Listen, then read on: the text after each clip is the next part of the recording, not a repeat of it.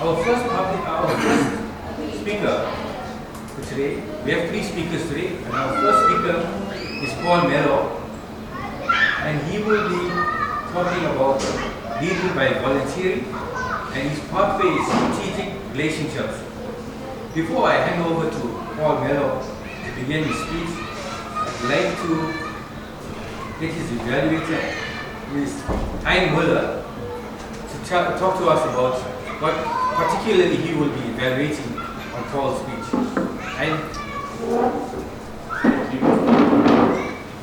So pretty much what you said there, this is a level 5 speech on leading in a volunteer organization. I'm gonna give feedback on Paul's speech. You'll see Paul is a really good speaker, and there's not going to be much I can say in terms of criticism. But I'm going to try and give feedback in terms of what we can learn from Paul, and maybe a bit of an opinion on the topic of the speech as well. So hopefully I can give you a little bit of meat and food for thought after his great speech. Let's give Paul Mellor a warm welcome.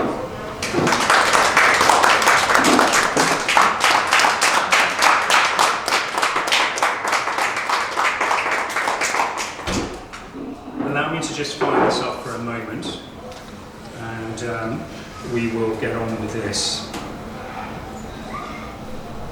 Okay, so there's some of the speeches that we do in the club are presentation speeches, and we use PowerPoint and Google Slides, and we use also other packages, and we can teach you about some of those packages as well that are more unusual presentational. If you've seen things like Prezi or other examples, we put in nights and workshops where we do those as well. This is just an ordinary this is a Google Slides presentation, and it's really just closing down a pathway. And we should explain that when you join Toastmasters as a new member, you automatically get a pathway, and you choose that. It could be on presentation mastery, it could be on strategic relationships, it could be leadership initiatives. And then within that pathway, there's a number of different levels. You start at level 1 and you go up to level 5. And the level 4 and level 5 projects are quite time consuming. The early projects are very focused. They're designed to improve your confidence in things like maybe it's gestures, or it's going to be facial gesticulations or vocal variety or something like that. It's quite artificially segmented down to individual topics, but you then improve as you go through those topics. There's cleverness in there. This is now my level 5. It's my third pathway. It's closing down this pathway, basically. In this setting, in terms of leading in a volunteer organisation, let's just get that up. I thought I would pick on something that was to do with another organisation, not Toastmasters. And so, my working life is as a vet, but I've spent quite a lot of time in various volunteer organisations from my teenage years all the way through continuously to now.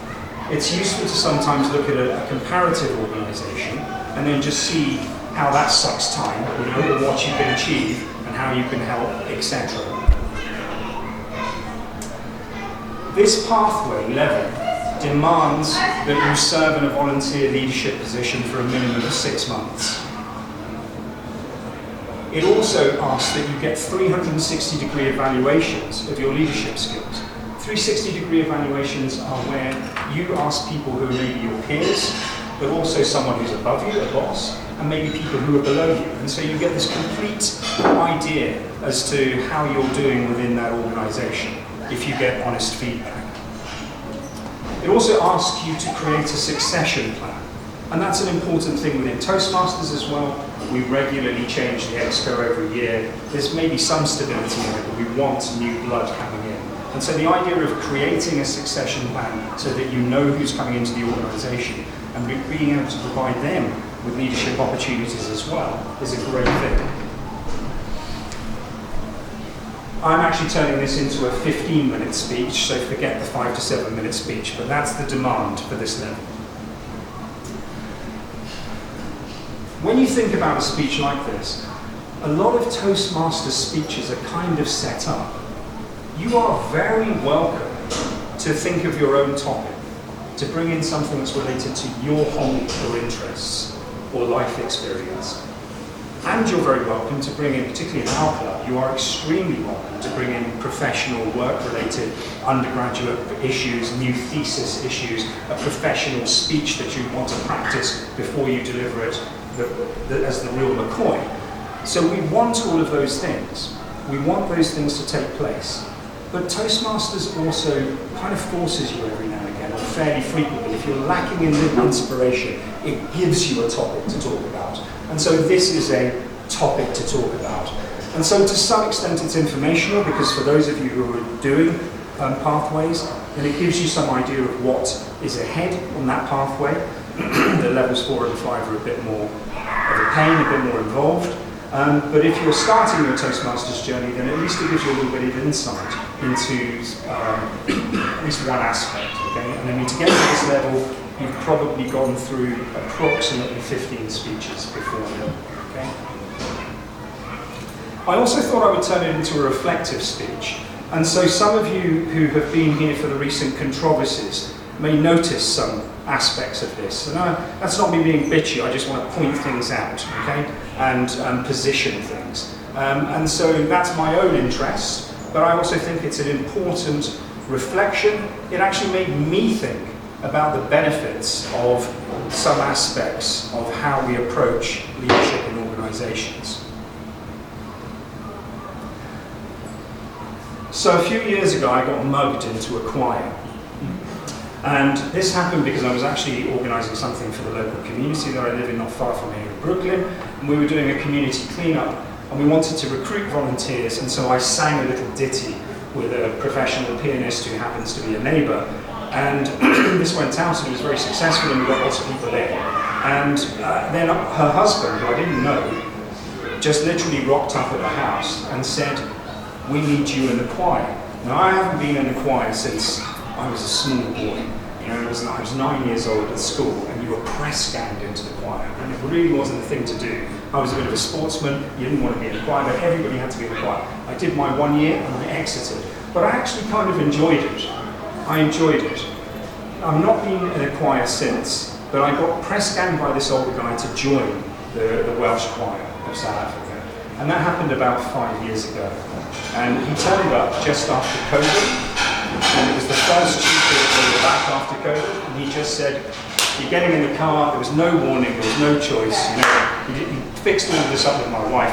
Get in the car and you're going down. So I've gone along.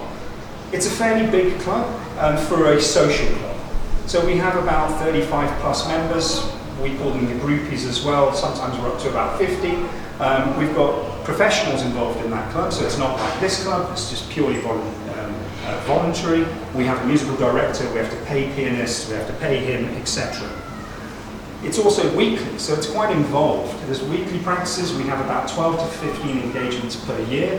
Some of those are pro bono, and some of them are charged.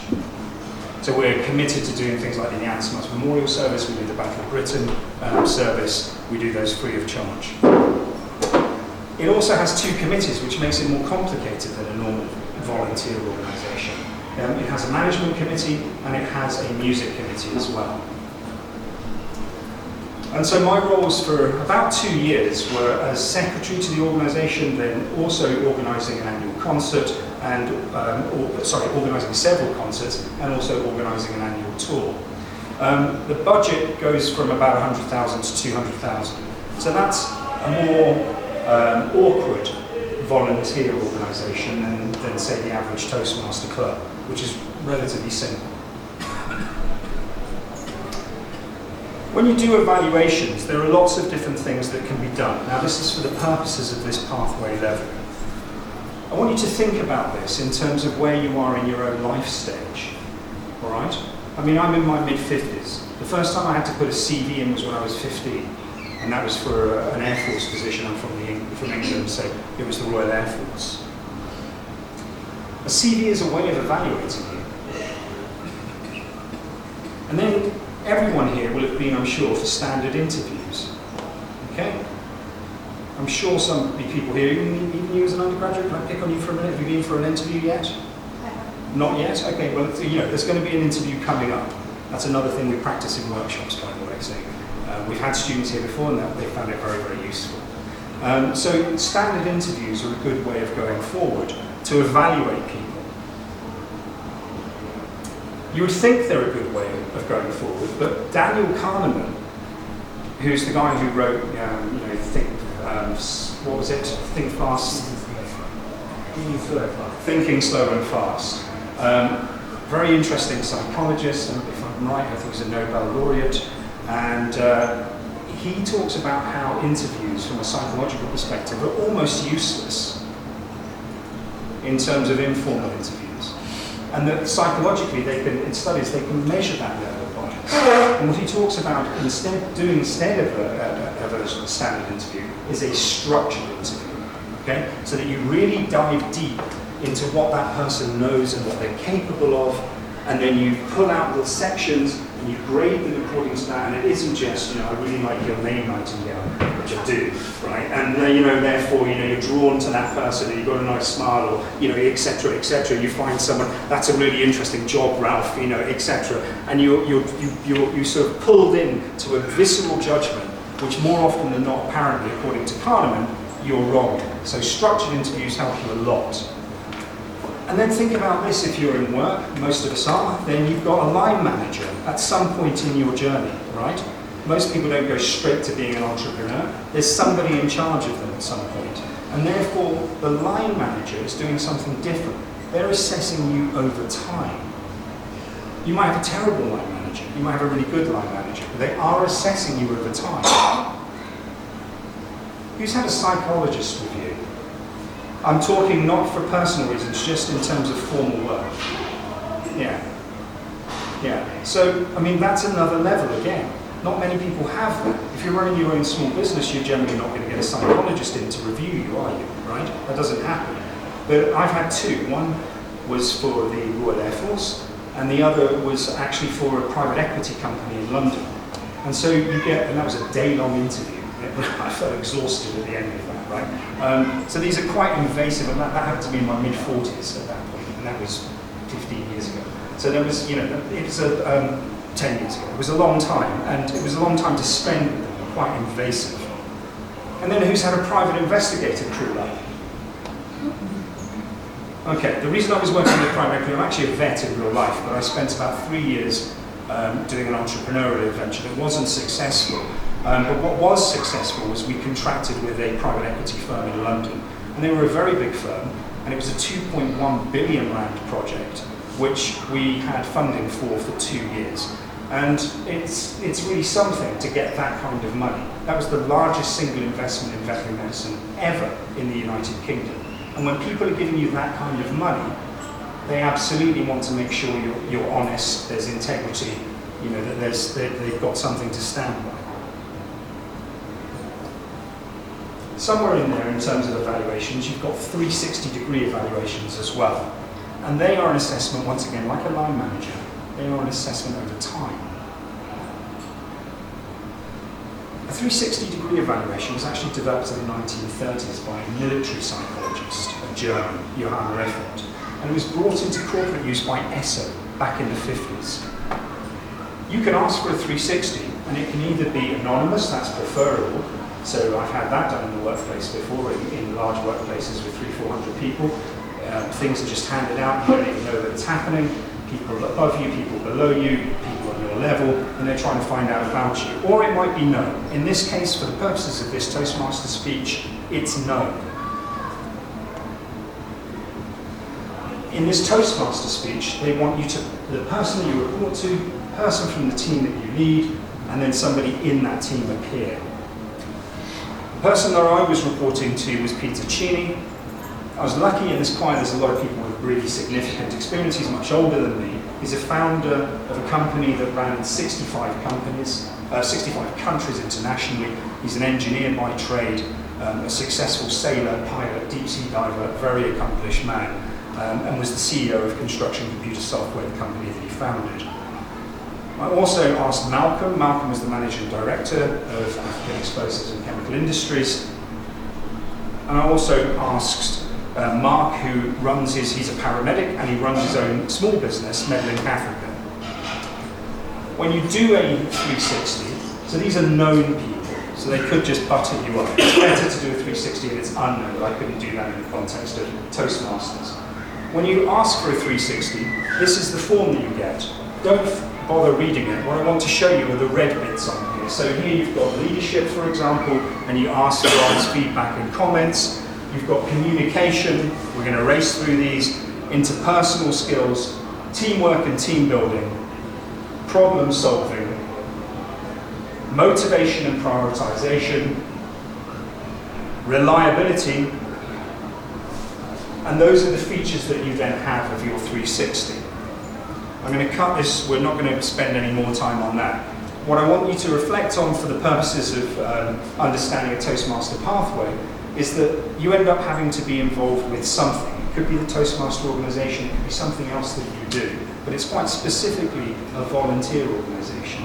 And so you kind of have to give up time to go and do it. And hopefully it's something that you enjoy and that you want to put feedback into and hopefully improve. So with my organisation in the choir, I normally do things and then drop in and drop out. There's a spectrum of people, they're mainly older people, so I don't see the need for me as a working guy with kids at home still to do everything. So I went in for 2 years. They asked me to run it as president afterwards. For now, I'm not going to do that. There are other people who are doing that for now. But I did run a tour, which we haven't had in a while, and I did organise many of the concerts for a number of years. And then I helped organise the succession. And that's the kind of thing then that Toastmasters wants you to do. Serve in a volunteer leadership role for a minimum of 6 months. Make sure that there are 360s done on yourself that you can get feedback on. I'm weak in this area, I'm strong in this area, I didn't know people thought that about me in this area. It's complimentary that they did think this about me in this area. There's now a balance of good and bad and things that you can act on. And create a succession plan. And then give a speech. And now you know what's needed for a level 5 in this particular pathway. One thing I would say that I think we've forgotten in many ways, we say this to my children sometimes, you don't see the ground that you walk on, all right? This kind of hierarchical, it's essentially a form of evaluation. That's what the Toastmaster pathway is encouraging you to do, and very specifically in this, it's encouraging you to step out from your work and do something in some other area of life. And then it's asking you to receive feedback on that, to be evaluated. And I thought I would present that evaluation in the round.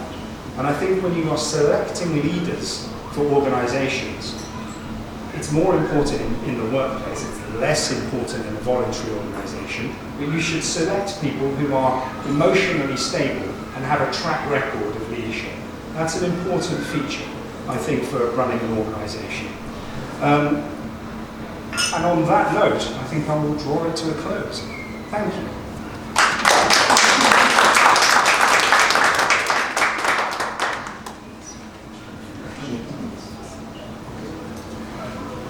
Thank you, Paul. That was very informative.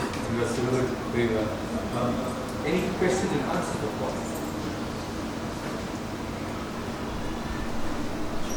If I may. So this was very interesting. Thank you for that and sharing your experiences in that specific environment. But you talk about the Toastmasters hierarchy and the parameters that we operate in, stay in our lane. And I'll take the thing you hinted at, the dramatics offline, because that intrigued me. I need to know what happened there. It sounds like a fire sale. You've got these students that came to learn how to speak and be interviewed and to consider being interviewed. But if they take a path, any of the paths, especially the leadership or the communication, it's going to take them 50 speeches. Is there no way, because your club has the ability to split, that you start encouraging, and it's good for your membership as well, to specifically bring people that want to fast track that ability, because when they're doing the interviews in 3 months' time, they're not going to have the longevity to stay here and do the icebreaker and do the this. So you pinpoint exactly as a club, because you are advanced. We're going to bring in, what's your name, sorry? Hein. Hein's going to talk to you about that first introduction. And you show 20 students. And they can still take membership, but they come in here specifically, because there's no other place where you can be given that vocational training of how to go and sell your aspirations for the thesis that you're doing on the negative effects of having a fake personality on Facebook. So I really think there's an opportunity, because when you unpack it, I just saw light bulb, there's an opportunity, because you've got a recruit that says, I've come here to do speech number 27. That's what he needs. So I think you're up to something there. I think what Sean's also hinting at is just basically the non-linear nature. Right? Toastmasters is a little bit, it's actually a little bit clever, I'll give it this, okay? So I came to Toastmasters very late. I wish I'd gone where I'd been in Toastmasters when I was like 18, or, you know, as a student. It really would have been very useful then. I only joined because the wife wanted me out of the house, so you know, I kind of kicked out of the house and I joined Toastmasters. And I thought, you know, I would come and maybe listen to some people's speeches about work or other things, and that would be interesting. So that's my driving force for doing it. It's actually to help people and to listen to interesting stuff. That was my hope. What you see with Toastmasters, if I can add something onto Sean's here, just give me the floor for another minute.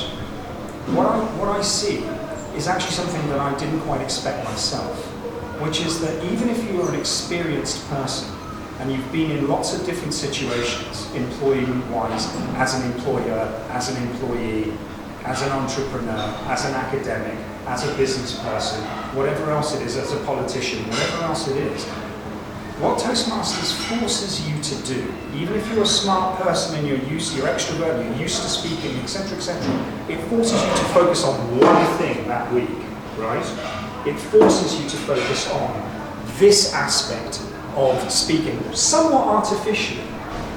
But for that very reason, the 100 years that Toastmasters has been around, there's some distilled intelligence in there. And so even if actually you look at this and you think, well, I've already got, you know, 2 PhDs and an MBA, right? You know, whatever you've got, yeah, then actually it doesn't matter. This still has something for you in terms of making you do stuff. It's the practice of doing something for short periods of time that actually makes you stronger, right? You can think about going to the gym, or you can do the gym, right? Doing the gym has its own use. You had a question? Yeah. I just wanted to know, because you've taken something that is corporate and you've transferred it to something that is voluntary, what was your biggest insight that you had while using this transfer? Insight into this particular pathway, or insight into the experience of the voluntary The organization? experience of using a 360 review in a voluntary organization. It's somewhat artificial here, because you're asking people who know you. The biggest plus of this is that I ask people who are all older than me, and although that we get on, right, as a choir, we get on, and so I wasn't likely to get highly negative feedback. But the beauty of asking these people, I asked them very specifically, is A, they were older, they're not junior to me, and B, I can expect some serious honesty, because they have been very significant leaders in business before now, right? So they know a thing or two about life, and so I could expect some pretty honest feedback, I kind of hoped. But in comparison to one workplace that I've been in which did anonymous 360s, where you really don't, I didn't even know that they were doing these. It wasn't until about year 4 that I found out because I was a part-time consultant in this place. So I didn't find out for a long time, and it worked out after a while that I was being assessed by lots of different people every time I came in. And I just thought it was just whoever was running the organisation was assessing me. That wasn't the case. That anonymous version is far more useful. That's my insight there. Back to Sean's point very briefly, I do think if what we've always done as a club is if people have specific tasks, so we've had people, for example, who wanted to present academic presentations before, and we've helped them for their PhD thesis, that sort of thing. And we've had people who needed to get ready for interviews, or wanted to start thinking about work, or needed to think about how they were going to do their honours thesis presentation, etc., and we've helped all that sort of thing. So if you ask and you shall receive. Right? I mean, we're very flexible all the time. It's a good way of doing it. Let's have a round of applause for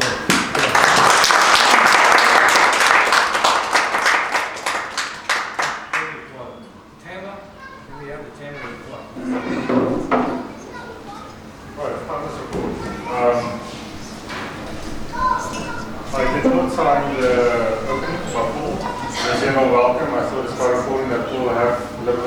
timely because it's a bigger group of new people.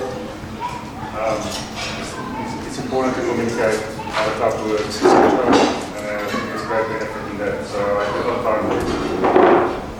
But the word of the day in time, you have between 8 to 6 minutes and 11 to 27 seconds. I think that's a bit short.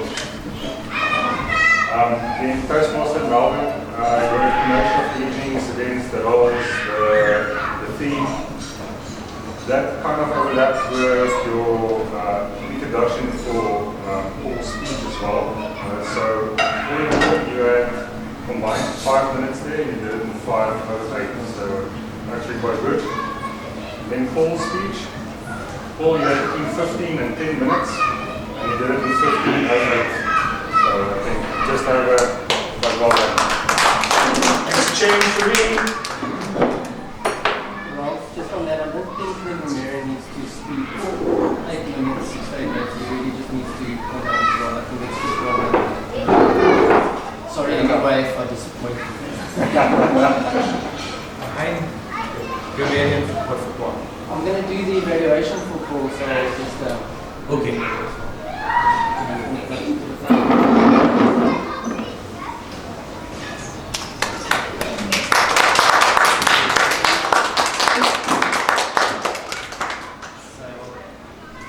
Thanks again, Paul. It's special for us to have a speaker who really pretty much ticks all the boxes. So it's amazing for us to have an example to literally aspire to. So there you go. I was wondering, it must have been quite helpful for you just to get some feedback. I hope those guys were pretty honest in terms of giving feedback. They weren't too soft on you, because I mean that's the whole point. Really on the theme of growth is really sometimes get the little bit of the tough feedback sometimes. So I hope it was worthwhile doing this project. A lot for us to learn from Paul's speech. So you'll hear Paul uses vocal variety. So for example, he'll change his pace. Sometimes he'll speak a little bit faster, sometimes he'll go a little bit slower, or he'll speak a little bit higher or a bit lower. You'll have really good eye contact. So at some point you really kind of turned and you looked at Melbourne. I mean, that's great. And even at some point you pointed out the lighting, pointed you out and pointed out Ralph. I mean, that's great. That makes it personal. Stage use, maybe that's the one critique, Paul. I think you know that. You have a remote. So probably the one thing is you kind of stood here and you press the button the whole time and you're in front of the projector. So that's maybe one thing to remember is before you start, prepare a bit more beforehand. Make sure you have it on the pointer. It's so much easier because then you've got a bit more movement in you. You don't have to stand in front of the projector. Small little bit of critique there, Paul. Engagement was fantastic. I mean, at some point I think you punched like that and you used your hands and you said above and you used below. I mean, that's just great use of your body in the language. Challenge. I think you often say that you're not great with humor. I think this is not really a topic to kind of leans itself towards fun and funny stuff, but I think maybe a challenge for you is next time try and do a humorous speech. I don't know if that will challenge you. I'm not sure if anything will challenge you. Maybe one final thing is the speech. I don't know if you guys felt it, but the speech ended quite abruptly. I don't know if you just felt that the time was pretty much over, but that's maybe one point to say that. But I thought, okay, is that the end? I mean, there are a lot for us to learn from. I mean, we value the quality of your speeches, and we value kind of the level that you give us, and that helps us to kind of work towards. So, thanks for that great speech. Thank you.